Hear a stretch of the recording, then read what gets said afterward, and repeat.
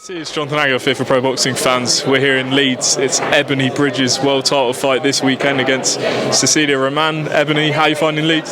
You know me? I love Leeds. I'm loving it.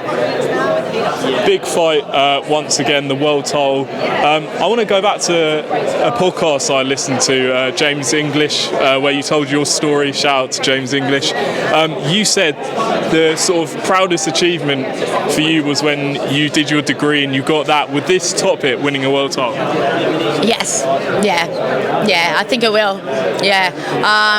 Because for me, winning this world title, I'm not just winning it for myself. I feel like I'm winning it for the other girls out there, the other women out there, all the people that, get judged by, their looks and everything like that. It's just everything that I've been doing and fighting for over the last 2 years to get a name and to get that respect as the woman that I am in the sport.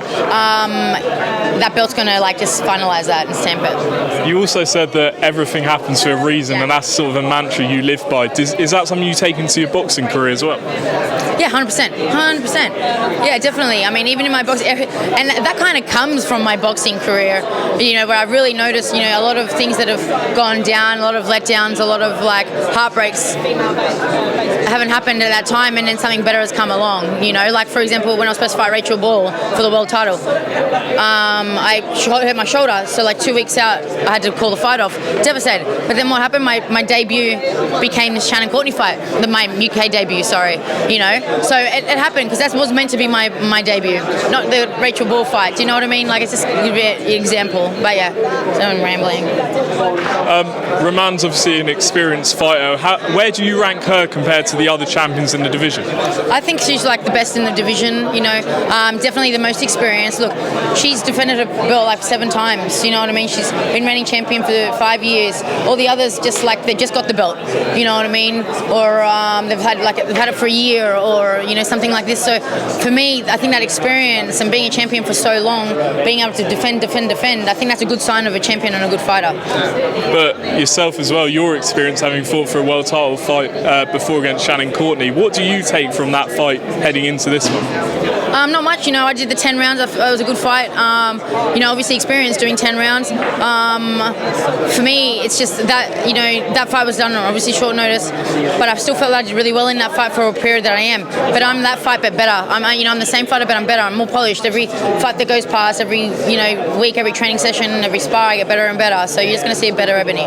And spoke to Mark Tibbs last week. He says you've been showing him around Essex. How are you finding Essex and being with Mark and all the boys in the gym? Yeah, it's amazing. I love Essex. I love being in the Tibbs gym with Mark, Jimmy, and all the boys. It's great. Best decision I did coming here. Now, obviously, in your last fight, you had suffered an injury.